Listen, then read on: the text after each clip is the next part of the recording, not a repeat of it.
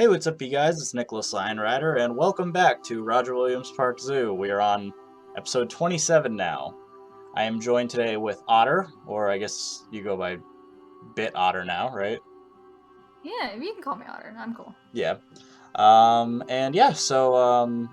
Basically this stream, or this video that you're watching right now was actually part of a live stream that I did on, by the time you watch this tomorrow, or yesterday. And basically, it is me making the North American River Otter habitat. Woo! So, basically, I wanted Otter here because this is one of the only episodes where she can actually, appreciate that I made cute otters. Because the giant otters are terrifying, and They're so scary. yeah. So, you might be seeing right now that I have these animal signs that I'm placing down. So I want to thank Skallad as well as Shenanigan, who is another amazing pixel artist in the community. And they helped me recreate these signs that are outside of the Conservation Corner building, right outside of World of Adaptations. So until the day we get official billboards in the game that allow us to have custom graphics, we have these beautiful, extremely time-consuming pixel art pieces that took at least me. I did the gibbon and the binturong. Shenanigan did the emu as well as the gray kangaroo, which will be in the next episode. And Scala did the emerald tree boa.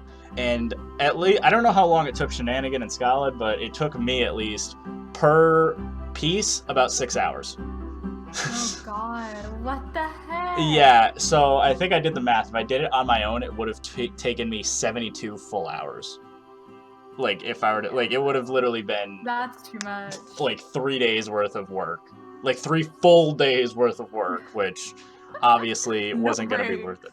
So, in the end, I mean, they look really good. Obviously, they look very realistic and stuff, but they are quite time consuming, and I know people are going to say they're piece intensive. They're actually less intensive than most normal objects in the game because they're made out of a grid made of primitive triangles or pyramids. They're only 6 polygons per pixel. So basically, if you were to take maybe 20 mecharoos, it would be the same as one of these posters. So it's actually not nearly as bad as people think, even though the piece count is incredibly high. It's not as taxing because the polygons aren't, as intense. I think I'll stick with it looks very difficult. It is very difficult. It's very time consuming. I used Wyzer's pixel art template, so, shout out to him. Because his template is definitely the way to go if you want small pixel art like I have for these posters. Because basically his system allows you to just make on a big grid a really clean version of the size, and then it shrinks it down so that each pixel is only the size of a tip of a pyramid. So you get, these really small things. But luckily, the good news is because I was able to do this, I can now have extreme accuracy on this Conservation Corner building, which is funny because at first, last episode and the episode before that, we were making fun of how no one cares about this building because there's no animals in it. It's literally a glorified bathroom. And yet I'm putting all of this effort into it for some reason. So you got to. It's a part of the build. You can't just cop out. I know, yeah. So, I mean, at this point, I'm going for ultra realism. So, I thought if I was going to do, basically photorealism recreations of stuff, I would do it here. As real as you can get with the pixel art. I know, yeah. But, I mean, you could clearly make out the animals. You know what I mean? Oh, yeah, no. So, you can definitely see that they are images. Obviously, the day that we can just import our own textures, via, the Steam Workshop or something, is ideal, because then we don't have to worry about that stuff. But I think for now, it's a pretty good alternative. So, like I said, I just started out my stream by doing this, just because I wanted to shout out all those people, and I only covered this little section of the building for today's episode because in the next episode, the binturong episode, I'll be doing the other 4 posters. I just placed a copy of the 4 posters that are already there in as a reference point for now. But in the next episode, we're going to be doing the posters for the wallaby, the dove, the kangaroo, and the tree kangaroo. So that should be fun. And by fun, I mean fun for you guys to watch, not fun for me to do, because it means another probably 12 hours of work.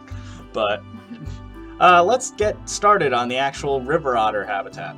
So for the river otter habitat, it's not a very large habitat, and so I obviously didn't have a ton of room to work with to make this nice, but I did my best I could. There's a little shed on the side, and basically it's like a maintenance shed that they use for, like, you know, I assume feeding them and stuff, but, you know, the reality of the situation is I think it's a water maintenance system. So the water system inside of the habitat is probably cleaned through that building right there. Because technically they are fed and stuff on an interior section inside the main building. Which you later see me struggle to do. Since I already made the interior, I need to somehow try and make it so that it works out. So that habitat door that I just placed down is not the final one that I did, because the otters have an underwater viewing.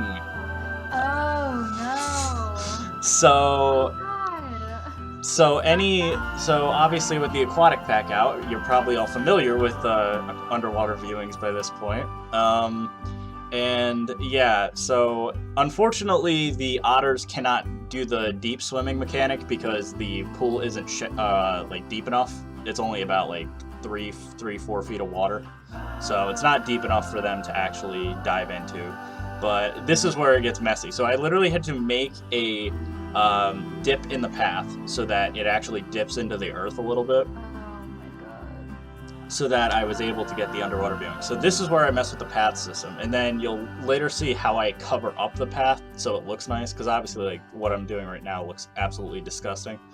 It's like very messy and stuff. But in the end, I think I actually found a solution that worked out rather well. And then I'm using the new fence type as well, so it's that new, I forgot what they call it, it's like reinforced glass or something.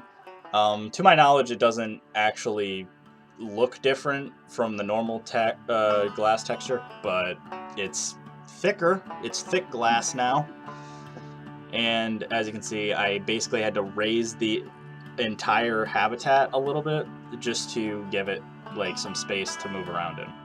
So and then I messed up the water here, so I had to clean that up. And there we go. So now I have the water in the map, and then this was my building space. I had a little bit of area I could work with, and then the water, obviously. But wow, they just have like no space. Yeah, I mean relative, but like it's relative to the wallabies, which are across the pathway, that have a ton of space. The wallabies have like a ridiculous amount of room for some reason, and so the otters, I don't understand why they have such a small habitat. This habitat used to be for Chinese alligators, which is a form of dwarf alligator that is only found in China. And so it was there for a little bit, and then they got rid of it after maybe 5 years or so. And then this habitat has kind of bounced around between different themes, and now it is the otter exhibit. And soon, my guess is when they demolish all of this area, the otters are... I don't think they're going to remove the otters, because I feel like everyone loves them too much. I don't think they would, only because they make too much money for the zoo, because everyone loves them. Of course. Well, they're kind of like, I say it's the red panda syndrome. A lot of zoos have red pandas, not because they're, you know, incredibly endangered, or because, you know, it's because they make a lot of money, like, and they're very cheap, because it's a small animal that eats only bamboo, and otters are the same thing. They make a lot of money. You go to the zoo, you're gonna have a lot of kids buying otter stuffed animals and stuff because they're just cute. Yes, as they should. So, I mean, you bought an otter like the other day, right? Like you bought like a weird otter pillow or whatever, otter stuffed animal. So, so yeah, there you go. You're feeding into the otter, craze as well. Though granted, that's part of your craze. It's a lifestyle. It's a brand. It's a brand. It is, technically. But it's better than the, of course, the giant otters, which are actually in the game, and the ones that we actually got officially added to Planet Zoo. Which, I mean, I'm fine with them because I would have had to mod them anyway, right? But obviously, you know, I think this is more ideal for me that I could literally just be like, well, they're already in the game, so I don't have to worry about it now. And it also worked out for me because, like I said, I have a nice otter model that I was able to base the River Otter mod off of. Just because I know that, I mean, you've seen my past attempts at otters, so the first attempt where I used... I was actually going to mention that and how you should never do it again. Yeah, so the first attempt I made using the red panda rig, and that was horrifying. If I can find the pictures, I will pick them up here. Horrifying monstrosity. I never want to see it again. The second attempt used the Nile monitor. So that was going to be my backup plan for this episode before the aquatic pack was announced. So I technically had the mod already made. It was using the Nile monitor rig. And I would say that one looked fine. It didn't look good, but it looked fine. Like it at least moved like an otter, but it looked kind of derpy. So that can be pulled up here. But the last one is obviously the cutest by far, and you'll see it like towards the end of the episode. Like it's adorable looking, and not horrifying. But you know, that's just. What's your favorite type of otter? You think I know types of otters? I mean, I would think so. No, you at least know okay. Well, you know giant otters, right? And because I just saw them through you. Yes. Do you know what you know what a sea otter looks like, right? Based on what you made, yeah. Oh no, well that wasn't a sea otter. Like a sea otter is the one that are in like the ocean, and they're like fuzzy and they lay on their backs. Oh, I don't like those as much. Okay. Not gonna lie. So I'm gonna get yes. For me. So I'm gonna guess then yeah, you probably like the either Asian small clawed or the North American because they kind of look the same. They're this style of otter, possibly, which is like your profile picture and stuff like that, where it's a small little cute otter. Whatever I drew is whatever I like. Yeah, yeah. So that's I think you like the Asian small clawed otter, which is kind of the same. That's what the majority of people that I can tell wanted for Planet Zoo, but unfortunately we just didn't get it. So, I also want to mention I'm using the brand new stained wood piece from the aquatic pack. It is beautiful. I adore it so much. I am very upset that it took us this long to get stained wood. But now it's here, so I'm satisfied. By the way, I totally missed me going over how I did the path, but I basically used primitive pieces to basically make a fake path that matched the, I guess, slope of the ground, so it actually looks okay. And I'm now messing with the faux rocks. So these are a new rock type that was added, and it's flexi-color, so you can dye them any color you want. So I'm basically using it to make their kind of environment now, their little habitat. It's kind of, again, it's a small habitat, but I was able to kind of mess with some fun shapes and make it kind of cool. So right now I'm using a technique where I use the, it's like a bunch of little rocks combined, and I'm basically trying to make like a kind of gravel texture. So I'm literally like taking one rock and then putting it right next to another rock, but changing the color. So it looks like a bunch of different little color rocks and stuff next to each other, and it makes it look like a little riverbank or something. So it looks pretty good. And then obviously the good news is now you can just spread them around your habitat really easily. Because weirdly enough, we're now a year out from the launch of Planet Zoo, and I'm like, 600 hours in the game later. But I am actually pretty happy with how, the fact that we have rocks that you can place down in a habitat without an issue. So what I'm... but that's fine. Yeah.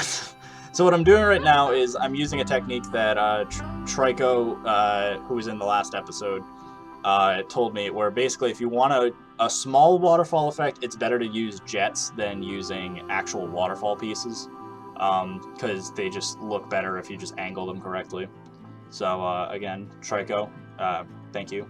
That really helps.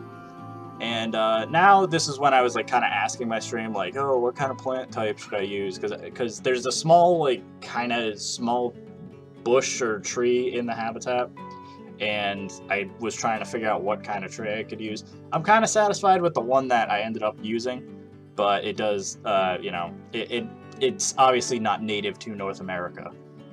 And oh, right now I'm adding a dog feeder, which is used for like the wolves and stuff, because for some reason, out of all the balls in the game, none are dyeable except for the feeders, which are only available for dogs. Wow. So I can't. Good job. And this is me. I was trying to recreate a tunnel. There's basically like almost like a sewage line that goes from the water to, like, I guess this part of the habitat. It's kind of like a septic tank, and so I'm using the new text shape to basically do a thing that I did in the moon bear habitat, where it's just basically like a tube that's in the habitat. And I moved it up and down a little bit so that it kind of looked like an actual tube. And then, yeah, you just shrink it in, and then there you go. And now I basically have a septic tank.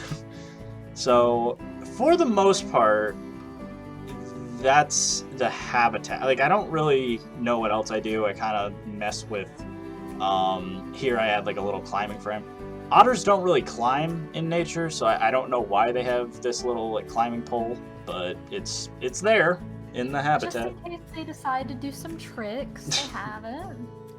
Yeah, I mean, well, that's why otters are so great at zoos, though, is because they're entertaining. Like, you can just stay in an otter habitat and just look at them for, like, hours, because they are, like, so interesting to, like, you know, they'll always be, like, doing tricks in the water and flipping around and running back and forth. Show-off. Yeah, they are show-offs. And so, like, yeah, I do, like, honestly, that's the best part of the having otter rigs in the game is they actually behave like otters. So they actually run around and do tricks and flip around and stuff. And so, yeah, I just really like having them. But, so that's pretty much it for the habitat. I just placed down a food dish so that they don't starve. And now I actually spawn in the otters. So I use the male otter rig to actually get them to work. Right here, I'm realizing that I didn't connect the habitat up, and so you see me quickly trying to figure out, you know, how everything's going to work out. And I quickly add some little foliage before I, you know, kind of just sit back and admire my work as the otters spawn in. So there it is. There's the cute little otter, and then they play around. So they play around for a little bit, and I let my stream, you know, watch them and make sure that they could traverse everywhere. They could walk, you know, along the pathways and stuff. And yeah, I don't know, they're just like really entertaining to watch because they just like run around and flip, and you know, this one's sniffing the air. You squint your eyes, they kind of just look like weasels. Well, that's kind of otters in general, though. They're all part of the weasel family. They're mustelids, so they are carnivores. That's why, like, even though like the giant otter is terrifying, it makes sense because giant otters can literally kill like caimans and jaguars and stuff, and it's horrifying. Okay, so this is where I naturally, in my own Nicholas LionRider fashion, go above and beyond in trying to make this stupidly realistic. So I had like a half hour left on my stream, and I was like, what could I do in this time? Oh, what if I made each individual like wall paneling custom? So I literally make like the wall, you know, what are they called? What's that like wall type that's just like shingles or whatever? Like it's just a bunch of like little squares. Shingles? Or not shingles, I don't know. It's just some, it's an incredibly common wall type. What? Just bricks? Not bricks. Just straight up bricks. No, but not bricks. Tile? Tile, I guess, yeah. Yeah, tiled, like a tiled roof. Yeah, it's like that, but walls. So tiled walls. So, the next time. but you know, obviously, I decided to go above and beyond because I make this giant wall and then recolor them all so that they're realistic wood. And I was talking to my stream about this. I don't know if any other streamers or YouTubers do this with their level of realism, but whenever I make my builds, I usually go for like more muted tones of like grays and browns and stuff, just because I like the weathered wood look more than the like, oh, it's bright and shiny, brown. It's just, it's fresh off the carpenter's desk. Like, it's, I like mine more weathered. So I make basically a bunch of like weathered wood here. And then just to make the siding of the building, obviously have that kind of tiled look, I basically bend them like a little bit. And then there we go. So now we have the side of the building all set, and then I basically just dab a bunch of colors, paint them a slightly off brown, and then call it a day. And then obviously, I mess around with this for a little bit and then copy it around to the other sides. So, we're almost done with this video, and I wanted to quickly shout out Drac, another creator. I'm shouting out a lot of people in this video because this has been a very collaborative week for Roger Williams Park Zoo in general. So Drac, who is an amazing art piece sensei, I believe is the Bro Nation term for it, he has recreated the Roger Williams dog statue, the Labrador statue outside of the gift shop. He has recreated that, and it is beautiful. So he said he would be posting that on the workshop tomorrow, and I think it's gorgeous for the amount of detail he managed to put into such a small statue, but it looks amazing. So I'll pull up a picture here. But past that, we are pretty much at the end of the episode. So I once again look at the otters playing around. Look at that. Isn't that cute? Look, they're playing. So cute. And then they do their little... Too bad they're terrifying creatures. Yeah. So they're... Oh, he just hopped up. And in a second, you just see me. I quickly add in their little doors. So in real life, they have little otter doors. Like, they're kind of like doggy doors. So that's how they go in to get fed and stuff, is they just have these little doggy doors on the side of the building.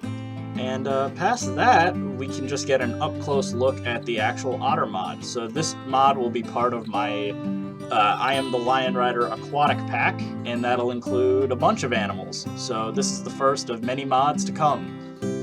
Specifically, Mystic Aquarium fans, the African penguin is on the way. So thank you guys for watching, and I will see you in the next video. Bye!